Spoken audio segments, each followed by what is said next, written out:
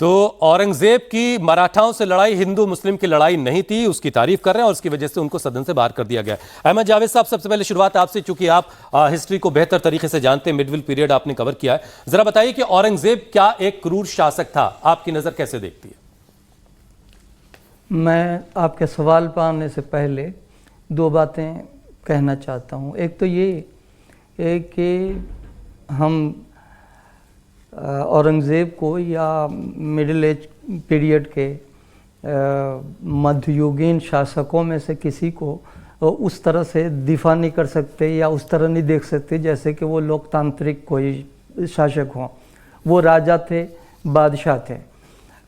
फिर दूसरी बात ये कि ये ढूंढना कि वो शैतान थे या फरिश्ते, ये भी नहीं हो सकता। वो उस युग के जैसे सारे शासक होते हैं वैसे ही शासक होते थे। अब आपका सवाल, औरंगज़ेब एक बहुत सख्त प्रशासक जरूर था, लेकिन उसके बारे में क्रूर का शब्द ये ऐतिहासिक नहीं है। तमाम हमारे इतिहासकारों ने, खुद जिन्होंने जजिया को लेकर हिंदू नाराज़ थे या मंदिरों को तोड़ने को लेकर हिंदू नाराज थे, जिस इतिहासकार ने, यदुनाथ सरकार ने बहुत लिखा है, उन्होंने भी उसे क्रूर नहीं लिखा है कि वो क्रूर था, ऐसा नहीं लिखा है। कहा है कि वो बहुत संयमी था, बहुत बर्दाश्त करता था। और आप इतिहास में जाएंगे तो देखेंगे कि सबसे ज़्यादा मुगल शासकों में सबसे ज़्यादा जिसका अच्छा रिश्ता राजपूतों से था, हिंदुओं से था, वो औरंगज़ेब था। जुनैद हारिस साहब, आप जरा बताइए कि यदुनाथ सरकार जिनकी किताब का हवाला दे रहे हैं अहमद साहब, वो अपनी किताब में यह भी लिखते हैं कि औरंगजेब के समय में हिंदू मंदिरों को नुकसान पहुंचाया गया, हिंदू जनता पर अतिरिक्त बोझ डाला गया और उनके शासन में हिंदू उनके शासन से धीरे धीरे दूर होता चला गया। मैं बहुत क्लियरली एक बात कहना चाहता हूं कि वाकई ये कोई धर्म की लड़ाई नहीं थी।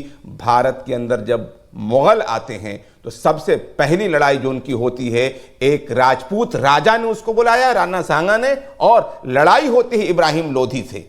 और एक उससे आगे की बात मैं करना चाह रहा हूं कि उसी के बाद हुमायूं को जिन लोगों ने भगाया वो मुसलमान थे और साथ देने वाले राजपूत थे। हुमायूं को मुसलमानों ने भगाया था, शहशाह सूरी ने भगाया था। उसके बाद उसका बेटा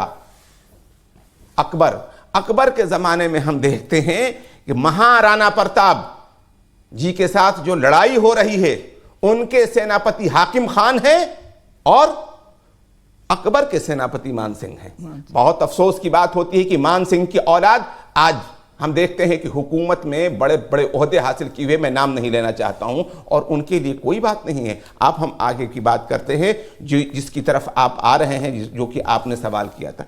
मैं ये कहता हूं कि मुगलों के ज़माने में सबसे ज़्यादा जिसके ज़माने में हिंदू करीब हुए थे और सबसे ज़्यादा हिंदुओं को जिसने सपोर्ट किया था, उसका नाम अगर आप देखेंगे तो औरंगज़ेब का नाम आता है। सुन लीजिए, मैं आपको बता रहा हूँ।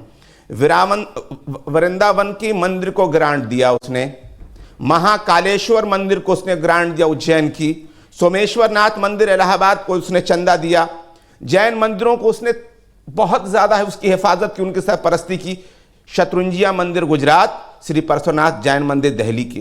अब आप और आगे कामाख्या मंदिर का नाम भी है क्या? जी, मैं अब आगे आ रहा हूं। इंडियन कल्चरल सोसाइटी की जानिब से जिन मंदिरों में फरमान आज तक रखे हुए हैं, जब उनकी बात होती है तो हम देखते हैं कि जहां फरमान रखे, मुझसे मंगा के कहां कहां फरमान रखे हुए हैं, तो उसमें पता चला कि महाकाल जैन मंदिर उज्जैन में आज भी उसका फरमान रखा हुआ है, बालाजी मंदिर चित्रकूट में रखा हुआ है, कामाख्या मंदिर गुवाहाटी में रखा हुआ है, जैन मंदिर गिरनार में रखा हुआ है, दिलवाड़ा मंदिर माउंट आबू में रखा हुआ है। और सिर्फ इन्हीं के साथ नहीं, गुरुद्वारा जिससे कि उनकी लड़ाई हुई। मैं कहता हूं कि जो गलत किया उसने गलत किया। किसी के बेटे को कत्ल नहीं करना चाहिए, यह जुल्म है। एक जालिम की हैसियत से इस नुक्ते नजर से हम देखते हैं गुरु तेग बहादुर जी के बेटों को जिसने कत्ल किया। लेकिन गुरुद्वारा राम राय देहरादून के अंदर भी उसने जागीरें दी और आज तक फरमान रखा हुआ है।